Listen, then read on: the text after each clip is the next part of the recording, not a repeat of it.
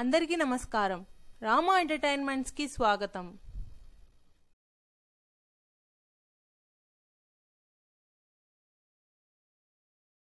ఈరోజు మనము శంకుస్థాపన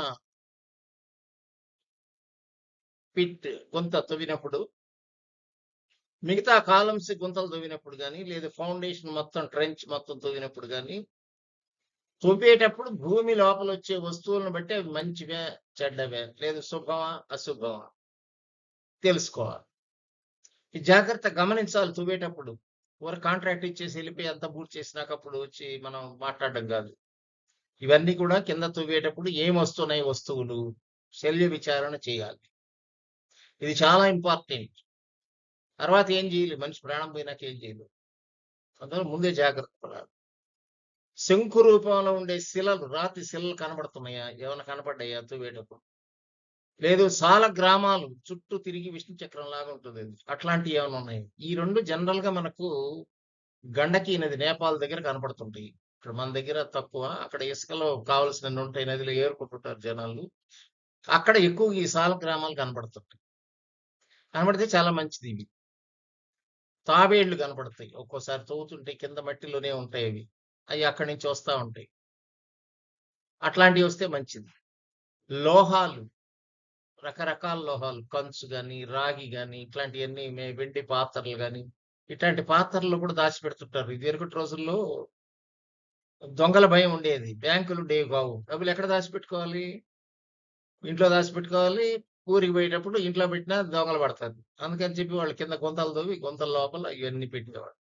ఈ లోహాలలో పైన ఈ కంచు చెంబులు కానీ, లేదు కంచు బిందెల్లో కానీ, లేదు రాగి బిందెల్లో కానీ, రాగి కాగుల్లో కానీ వాటిలో దాచిపెడుతుంటారు. అట్నే ఈ లంకె బిందెలు కూడా దొరుకుతుంటాయి ఒక్కోసారి. ఇత్తడి బిందెల్లో వాటి లోపల పెట్టేసి, లోపల ఇవన్నీ కూడా బంగారు నాణ్యాలు, తర్వాత వెండి నాణ్యాలు, ఇట్లాంటి నాణ్యాల రూపంలో కొనుక్కొని అవన్నీ లోపల లంకె బిందెల్లో పెట్టేవాడు. తర్వాత నాణ్యాలు కూడా కొన్ని నాణ్యాలు గుట్టగా కుండలో పోసి పెట్టి ఉండేవాళ్ళు. అట్లాంటివి కూడా ఉంటాయి కొన్ని చోట్ల. ఇవి కూడా కొన్ని చోట్ల కనబడుతుంటాయి తవ్వుతున్నప్పుడు. కనపడకుండా పోయేది ఏం లేదు. భూమి లోపల ఏముందో ఎవరికి తెలియదు, తవ్వితే గాని బయటికి రాదు. ఇట్లాంటి ఏ వచ్చినా కూడా శుభం, మంచిది. ఇల్లు కట్టుకోవచ్చు, ఇబ్బంది లేదు. వాస్తు శాస్త్ర నిపుణులు ఇంకేం సంప్రదించాల్సి ఉంటుంది. అశుభమైన ఐటమ్స్ వచ్చినాయి అనుకోండి, అప్పుడు వాస్తు శాస్త్ర నిపుణులు కంపల్సరీగా కలవాలి. కట్టుకోవచ్చా కట్టుకోకూడదా, నివారణ ఏం చేసుకోవాలి, ఈ విధంగా ఇవి కనపడ్డాయి అని చెప్పి మనం చెప్పాలి వాళ్ళు. అందువల్ల అశుభం అయిన ఏంటి అనేది అవి కూడా చూద్దాం. ఇవన్నీ శుభం, మంచిది. ఏదైనా ఒక పని చేసేటప్పుడు మంచి ముందు తెలుసుకోవాలి, తర్వాత చెడ్డవి కూడా తెలుసుకోవాలి. రెండు తెలుసుకోవాలి. తర్వాత అవి కూడా చూద్దాం. ఇకపోతే శల్య విచారణలో మనకు తేలే కొన్ని ఐటమ్స్, వేరే ఐటమ్స్ ఏమన్నా అశుభమైనవి, మంచి కానివి. ఎముకలు కనపడుతుంటాయి, మనుషుల ఎముకలు కనబడుతుంటాయి, జంతువుల ఎముకలు కనపడుతుంటాయి. ఇవి వెనకటి రోజుల్లో ఏం చేసేవాళ్ళంటే ఇళ్ల కిందనే పూడ్చిపెట్టేవాళ్ళు. ఇల్లు పెద్దగా ఉండేది, 1 ఎకరా స్థలం ఉండేది, అందులో పూడ్చిపెట్టేవాళ్ళు. ఇప్పుడు అవన్నీ మన ప్లాట్లు చేసిన దానివల్ల దాని కింద ఎముకలు ఇట్లాంటివన్నీ కనబడుతుంది. ఇది 2 రకాలు. మన భూమిలో కనపడేవి బయట భూమి నుంచి తెచ్చి అక్కడ మన ఇంట్లో వేసేవి 2 రకాలుగా ఉంటాయి. నేను 2 రకాలు అన్ని చూసే, ప్రాక్టికల్ గా చూసేవి. అందువల్ల చెబుతున్నా మీకు. జనరల్ గా మనకు భూమిలో ఒక దగ్గర తవ్వితే గంపలు గంపలు వస్తానే ఉన్నాయి. అట్లా మనకు ఈ ఎముకలు ఇప్పుడు కరోనా లాగా ఎక్కడో ఒక చోట గుంత తీసి మొత్తం బూడ్చి పెట్టేసి ఉంటారు. 100 మందిని ఒక దగ్గర వేసేసి ఉంటారు గుంతలు. అట్లాంటప్పుడు ఏమవుతాయి, మనం అక్కడ బిల్డింగ్ కట్టాలని పోయినప్పుడు దాని మీద మూసేసి ఉంటారు. ఈ బిల్డర్స్ కానీ, లేఅవుట్ వేసేవాళ్ళు కానీ, వీళ్ళు ఏం చేస్తారు, మొత్తం దున్ని పడేస్తారు. సమాధులు ఉంటే అవి కూడా దున్ని పడేస్తారు. దున్ని పడేసి కింద మనకు శల్యాలన్నీ కనబడుతుంటాయి.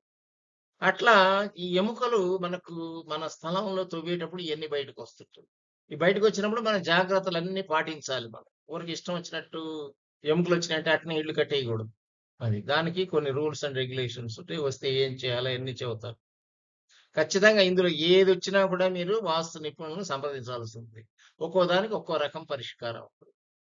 కొన్నిటికేమో ఎంట్రుకలు తుట్టెలు ఉంటాయి. ఎంట్రుకలు తుట్టెలు చుట్టలు చుట్టలు అట్లే ఉంటాయి. తర్వాత బొగ్గు ఉంటాయి. బొగ్గు కాల్చిన బొగ్గులా కనపడకూడదు, అవి కూడా మంచిది కాదు. కొండ పెంకులు ఇవి కనపడకూడదు. పాములు, పాము పుట్టలు కనపడకూడదు.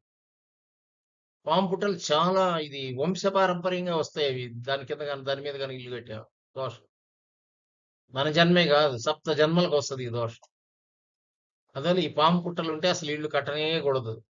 వాడు పాము పుట్టను కూడా కొట్టేసి మట్టి అవతల నెట్టేసి ఏమైనా ఏసేసి ఉంటాడు లేఅవుట్. మనం తవ్వేటప్పుడు కింద పుట్టలు అన్నీ కనపడుతుంటాయి. బొరియలు, బొక్కలు అన్నీ కనపడుతున్నాయి. పాములు కూడా కొన్ని ఒక్కసారి బయటకు వస్తుంటాయి. అట్లాంటప్పుడు పాము పుట్ట ఉంది అంటే అసలు ఇల్లు కట్టొద్దు దయచేసి. తర్వాత చీలలు కూడా కనపడ్డా మంచిది కాదు. ఇట్లా ఈ శల్యాల్లో ఏది కనపడ్డా మంచిది కాదు. పని ఇమ్మీడియట్ గా ఆపేయాలి. అది. ఎముకల్లో ఇంకొక విషయం చెబుతాను. మనం గుంతలు తవ్వుతుంటే వచ్చినాయి. అది ఒకసారి జరిగింది. గంపలు గంపలు వస్తున్నాయి. ఇంకోసారి ఏం జరిగిందంటే ఒక ఊర్లో ఒక విలేజ్కి వెళ్ళాను. అక్కడ వాడు ఇసుక దోలాడు. దీనికి బేస్మెంట్ ఫిల్లింగ్ ఇసుక దోలాడు. ఇసుక దోలితే ఆ ఇసుక నిండా ఎముకలు తెచ్చాడు వాడు. ఆల్రెడీ సమాధిని పూర్తి చేసింటారు ఇసుకల దగ్గర. ఆ ఇసుక తీసుకొచ్చి ఇక్కడ వీళ్ళకి దోలాడు. వీళ్ళది తెలియక మొత్తం ఇసుక తోలినట్టు ఒక ప్రోక్లైమర్ పెట్టి ఎత్తి బేస్మెంట్ లో పోసేసి మనుషులు కూడా పోయిలే. మనుషులు పోస్తే కనీసం ఎముకలు బయటకు వచ్చి ప్రోక్లైమర్ తో ఎత్తేసి లోపలికి పోసి అవి ఆ అబ్బాయి చనిపోయాడు. ఎంబడే ఇంట్లోకి చేరడం 1 సంవత్సరం కూడా కాలేదు. ఎంబడే చనిపోయాడు సడన్ గా. చాలా యంగ్, బాగా మంచి ఎనర్జెటిక్ గా ఉండేవాడు, హెల్తీగా ఉండేవాడు. టప్పున పడేసి. అందువల్ల చెబుతున్నా ఎముకలు ఉంటే ఏం చేయాలి? జాగ్రత్తగా దీన్ని పాటించాలి. చెప్పింది వినాలి. అంతేగాని ఇష్టం వచ్చినట్టు మూర్ఖంగా ఇల్లు కట్టేయకూడదు. వెంట్రుకల చుట్టేలు గాని, బొగ్గులు గాని, కుండ పెంకులు గాని, పాము పుట్టలు లేకుంటే ఇది చెదల పుట్టలు అవి కూడా ఉంటాయి. అవి గాని ఏమున్నా కూడా ఈ ఇల్లు కట్టకూడదు. ఇవి భూమి లోపల ఉంటాయి. మనకు కనపడవు. తవ్వితే గాని తెలియదు. భూమి కొనుక్కుంటారు. బాగుంది కదా అనుకోని కొనుక్కుంటారు. లోపల తవ్వినప్పుడు ఇట్లాంటివి వస్తాయి. వచ్చినప్పుడు ఏం చేయాలి? ఏదొచ్చింది మీకు? దాన్ని బట్టి పరిష్కార మార్గం చెబుతారు వాస్తవం. అంతేగాని మన ఇష్టం వచ్చినట్టు ఇల్లు కట్టేయకూడదు. శల్య విచారణ చేసినాకే ఇల్లు కట్టాలి. ముందే చెబుతారు వాళ్ళు. వాస్తు నిపుణులను పిలిస్తే ఆయం కట్టేటప్పుడే మీకు చెబుతారని. వాళ్ళు ఆయం కట్టి సైజులు ఇస్తారు, మార్కింగ్ ఇస్తారు. మార్కింగ్ ఇచ్చిన తర్వాత మీరు శంకుస్థాపన చేసి గుంత మార్కింగ్ ఇస్తారు ఫస్ట్. తర్వాత మిగతా గుంతలు తవ్వుకోండి అని చెబుతారు. ఆ శంకుస్థాపన గుంత తవ్వేటప్పుడే మీకు ఈ విషయాలన్నీ తెలుస్తాయి. ఏమన్నా ఉన్నాయా లేదా అనేది 90%. మిగతా గుంతలు తవ్వాలా వద్దా అనేది అప్పుడు ఆలోచించాలి. ఎంబడే మీకు ఇవి ఏది కనపడ్డా మీరు ఆపేయాలి పని. మిగతావి ముందు స్లైడ్‌లో చూపించాను చూడండి. అవేవి కనపడ్డా మీరు కట్టుకోవచ్చు. ఇబ్బంది లేదు. వాస్తు నిపుణులను సంప్రదించాల్సిందే. ఇంకా చాలా మంచిది మీకు. మీ అదృష్టం బాగున్నట్టన్నమాట. లంకె మీద దొరికితే ఇంకేం కావాలి వాడికి? ఇంకా అంతకంటే కావాల్సింది ఏముంది? జన్మ ధన్యమైపోయినట్టు. అందువల్ల ఇట్లాంటి శల్య విచారణ చేయాలి. భూమి లోపల ఉండేది ఎవరికి తెలియదు మర్మం. మనిషిలో ఉండేది కూడా మర్మం ఎవడికి తెలియదు. మనకేముంది? క్యాన్సర్ ఉందా? ఏముంది? మనం బయటికి చెబితే గాని తెలీదు. బయట బ్రహ్మాండంగా ఉంటాడు. హెల్తీగా ఉంటాడు. లోపల ఉండేది ఎవరికీ తెలీదు. అందువల్ల మనం జాగ్రత్తగా ఈ ఐటెమ్స్‌లో ఈ 6 ఐటెమ్స్ ఏమొచ్చినా మనం ఇమ్మీడియేట్‌గా పని ఆపేసి వాస్తు నిపుణులను సంప్రదించి ఏం చేయాలి దీనికి అని మార్గం తెలుసుకొని దానికి తగ్గ పరిష్కార మార్గం చేసుకోవాలి. అది. అందువల్ల శుభం వచ్చినాయి, లంకె బిందెలొచ్చినాయి మంచివే. Well and good. బ్రహ్మాండం. కంచు పాత్రలొచ్చినా, రాగి పాత్రలొచ్చినా ఏమొచ్చినా తీసుకోవచ్చు. అయ్యేం అడగబడలే. మొహమాటమే లేదు. అది. ఇట్లాంటి పాము పుట్టలు, ఎముకలు వచ్చినాయంటే మాత్రం అస్సలు పొరపాటున కూడా మూర్ఖంగా కట్టొద్దు. ఏం చేయాలనేది వాస్తుశాస్త్ర నిపుణులను సంప్రదించండి. వాటిని చూసి ఏంటి, ఎక్కడున్నాయి దట్ పొజిషన్ బట్టి మీకు చెబుతారు. అది. మీకేదైనా ఇబ్బంది ఉన్నట్టయితే ఈ నంబర్ కింద కాంటాక్ట్ చేయండి. ఇట్లాంటివి వస్తే. అది. మీ ఇంట్లో కూడా ఎవరన్నా ఇట్లాంటి ఎముకలు ఉండంగా కట్టాము అని చెప్పి అనుకుంటే వాళ్ళ ఇంట్లో మరణించినట్టయితే మీరు కూడా కామెంట్ రూపంలో తెలియజేయండి. అంటే మిగతా జనాలకు కూడా తెలుస్తుంటదనమాట. ఇట్లాంటివి జరిగినియి, దీనివల్ల ఇది జరిగింది అనేది మీకు తెలుస్తుంది. అందువల్ల వాళ్ళు కూడా కట్టకుండా ఉంటారు. మనం ఏం చేయాలి? నలుగురికి ఉపయోగపడేటట్టు చేయాలి ఏ పని చేసి. అంటే ఏది మంచి, ఏది చెడు చెప్పాలి. 2 చెప్పాలి. మంచి చెప్పాలి, చెడు చెప్పాలి. మంచి వచ్చిందంటే అదృష్టం వాళ్ళకి. చెడు వచ్చిందంటే దురదృష్టం. వాళ్ళు కొంత ఖర్చు పెట్టుకొని మిగతా మార్పులు చేసుకొని కట్టుకోవాలి. అది. అందువల్ల ఇది జాగ్రత్తలు అందరూ పాటిస్తారని ఈ వీడియో తీయడం జరిగింది. ఈ వీడియో గాని మీకు నచ్చినట్టయితే లైక్ చేయండి, షేర్ చేయండి. మీ ఫ్రెండ్స్‌కి కూడా ఎవరికైనా ఇట్లాంటివి వచ్చిన వాళ్ళకి కొంచెం హెల్ప్ చేయండి. అట్లా చేసినట్టయితే మీకు అందరికీ ఉపయోగంగా ఉంటుందనే ఉద్దేశంతో ఈ వీడియో తీయటం. ఇదేం భయపెట్టేదానికి తీసిన వీడియో కాదు. ఇది వాస్తవాలు గ్రహించాలి అందరూ. వాస్తవాలు నిజమా కాదా అనేది మీ అందరు మీరు అనుభవంలో ఉన్నవాళ్ళు ఎవరైనా ఉంటే కామెంట్స్‌లో పెట్టండి. ఇట్లాంటివి మీరు తవ్వేటప్పుడు ఏమైనా మీకు కనపడ్డట్టయితే, ఆ ఇంట్లో ఏదైనా జరిగినట్టయితే ఇన్సిడెంట్ ఏం జరిగిందనేది కామెంట్ రూపంలో తెలియజేయండి. అది. ఇట్లాంటివి ఎవరింట్లో వచ్చినాయి?